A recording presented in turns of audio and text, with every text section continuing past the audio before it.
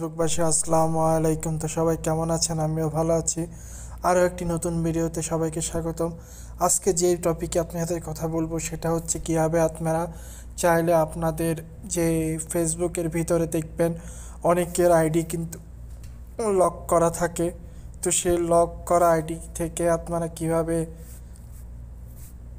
তাদেরকে মেসেজ পাঠাবেন, অথবা দেখবেন অনেকের আইডি দেখবেন লক করা থাকবে। আমি যদি একটা লক করা আইডি বাই করি তাহলে দেখতে পারবেন, এই যে দেখতে পাচ্ছেন এই আইডিটা দেখতে পাচ্ছেন লক করা। এই আইডিটার নাম হচ্ছে সুমাইয়া খাতুন মহুয়া।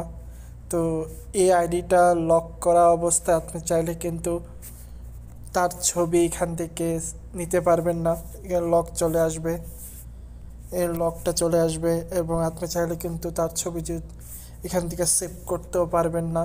তার যদি প্রোফাইল পিকচারটাও সেভ করতে চান সেটাও কিন্তু পারবেন না, অথবা অন্যান্য যে ফটোগুলো আছে সেটাও দেখতে পারবেন না।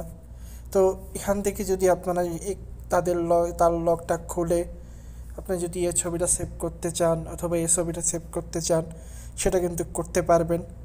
যে কেউ লগ খুলে চাইলে কিন্তু আপনার ছবি সেভ করতে পারবেন এবং বিভিন্ন যে তার যে ডিটেলসগুলো আছে প্রোফাইলে সেগুলো দেখতে পারবেন।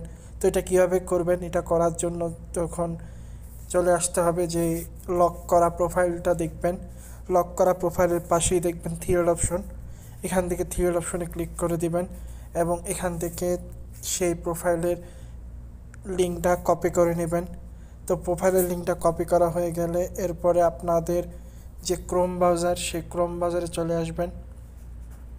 তো ক্রোম ব্রাউজারে আসার পর এরপর আপনারা যেটা করবেন সেটা হচ্ছে এখান থেকে সার্চ অপশনে গিয়ে সেই লিঙ্কটাকে এখানে পেস্ট করে দিবেন। তো সেই লিঙ্কটাকে এখানে পেস্ট করে দেওয়ার পর লিঙ্কটাকে টেনে এই পাশে নিয়ে আসবেন। এ পাশে আনার পর এরপরে কাজ হচ্ছে এখানে তিনটা ডাব্লু দেখতে পারবেন। এই তিনটা ডাব্লু কিন্তু এখান থেকে আপনারা কেটে দিবেন। কেটে দেওয়ার পর এখানে আপনারা লিখবেন এম বেসিক লেখার পর এরপরে সার্চ অপশনে গিয়ে সার্চ করে দিবেন। তো সার্চ অপশনে গিয়ে সার্চ করার পর এরপরে আপনারা দেখতে পাচ্ছেন এখানে কিন্তু চলে এসেছে সেই আইডিটা এবং এখান থেকেও দেখতে পাচ্ছেন সেই আইডিটা কিন্তু লক করা আছে। তো আপনি যদি মোরে ক্লিক করে দেন তাহলে কিন্তু দেখতে পারবেন এখানে সব কিছু কিন্তু দেখানো যাচ্ছে।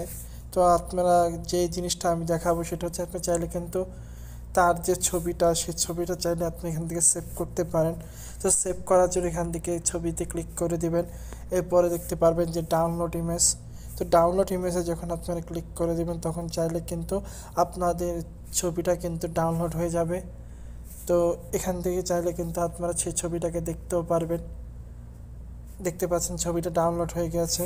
তো এইভাবে চাইলে কিন্তু আপনারা ছবি এখান থেকে সেভ করতে পারেন, অথবা কভার পিকচারও চাইলে কিন্তু এখান থেকে সেভ করতে পারেন এবং আরও যা যা কিছু আছে চাইলে এখান থেকে দেখতে পারবেন।